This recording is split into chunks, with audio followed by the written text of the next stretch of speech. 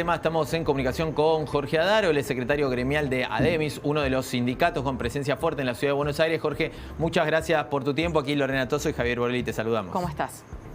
¿Qué tal? ¿Cómo les va? Buenas noches a ustedes. Buenas noches, Jorge. Bueno, a ver, recién hacíamos el planteo general de la situación. Por supuesto, nos interesa tu mirada. Bueno, ¿cómo la ven y qué medidas pueden tomar quizás para tratar de, cambiar esta dinámica que ha plantado el gobierno porteño?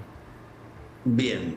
Mira, yo del informe, ¿no? De la introducción que hiciste, me gustaría, digamos, en ese marco general, efectivamente hay provincias como Santa Cruz, como Jujuy, como Salta, que están en conflicto, ¿sí? Y esto tiene que ver, en primer lugar, con una paritaria trazada entre el gobierno y las organizaciones nacionales como la CETERA, que dejó insatisfecho a la inmensa mayoría de la docencia de este país. Bien. En ese marco, la ciudad de Buenos Aires viene realizando también acciones, medidas de fuerza. La mayoría es por salario, por las condiciones de trabajo, y efectivamente también hicimos un paro en solidaridad con los docentes de Jujuy por la represión que habían sufrido en un marco generalizado de conflicto. Sí. Esto por un lado. A mí me gustaría después en otro momento poder discutir si esto es el único elemento, digamos, que incide en la calidad educativa. Yo creo que hay otros y donde el gobierno tiene una gran responsabilidad. Ahora, de lo que decían del bono, primera aclaración. Sí. Efectivamente, en una medida casi electoral, mejor dicho, la ministra dice, bueno, vamos a pagar un bono por única vez de 30.000 a la jornada simple, 60.000 a la jornada completa, a aquellos que no han hecho paro. Pero en la letra chica de lo que ha comunicado, dice, se utilizarán los mismos criterios que cuando se paga el presentismo. Esto significa que no solamente no lo va a cobrar quien ha hecho paro, sino que no lo va a cobrar, por ejemplo, la maestra que haya inasistido por digamos que ella tiene una ausencia por enfermedad, por cuidado de hijos. Esto es muy importante en un gremio donde el 85% son mujeres, las trabajadoras de la educación, y donde las tareas de cuidado siguen siendo fundamentalmente femeninas. Por lo tanto, es un bono que va a ser percibido en el mejor de los casos por muy pocas personas. El segundo dato que nosotros cuestionamos fuertemente es el que dice el gobierno, que hay un presentismo del 72%. Por lo tanto, lo que dice es que la medida de fuerza, en el mejor de los casos, es tomada por el 28%.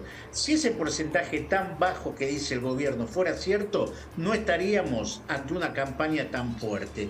Nosotros creemos que las medidas de fuerza tienen una adhesión superior y que lo que tenemos que discutir es cuáles son los problemas que nos llevan a hacer medidas de fuerza. Jorge, quiero preguntarte sobre esto último. Vos decías, ¿cuáles son los problemas que nos llevan a tomar medidas de fuerza? Siempre, obviamente, uno acompaña la posibilidad de reclamos y, por supuesto, de salarios dignos, justos y los que merecen los docentes, que son los formadores de los chicos. Pero también es evidente que hace falta que los chicos tengan días de clase, porque además han perdido mucho también con la pandemia. Digo, hay una situación que viene en decadencia, lamentablemente, por una serie de factores que no son solamente los docentes y los paros a lo largo de los últimos años, las últimas décadas, diría, en la Argentina. ¿Cuáles son esos puntos concretos y en el caso de los salarios, qué tan lejos están de una posibilidad de acuerdo? Mirá, a ver, en principio para que haya una posibilidad de acuerdo tiene que haber instancias de negociación salarial donde todos intervengamos, porque esto es bueno aclararlo. En la mayoría de las veces que hay reunión de mesa salarial, el gobierno va e informa cuál es el aumento que está definido dar, sin demasiada posibilidad de discusión. Pero además del salario, nosotros consideramos que estamos... o sea, el salario que paga el gobierno está, por los datos del INDEC, por debajo de la línea de pobreza. Pero hay otros motivos que nosotros vamos a reclamar en las medidas de fuerza. Por ejemplo, el tema del mantenimiento y de la infraestructura escolar. En la escuela donde yo trabajo, por ejemplo, y esto se multiplica en muchas escuelas, se agregan días de inasistencia porque no hay luz, porque no hay agua, porque no hay ventilación o no hay calefacción en invierno. Entonces hay un montón de otras medidas que están vinculadas directamente al mantenimiento de los edificios escolares, del cual es responsable el gobierno y que la verdad no las garantiza de ninguna manera.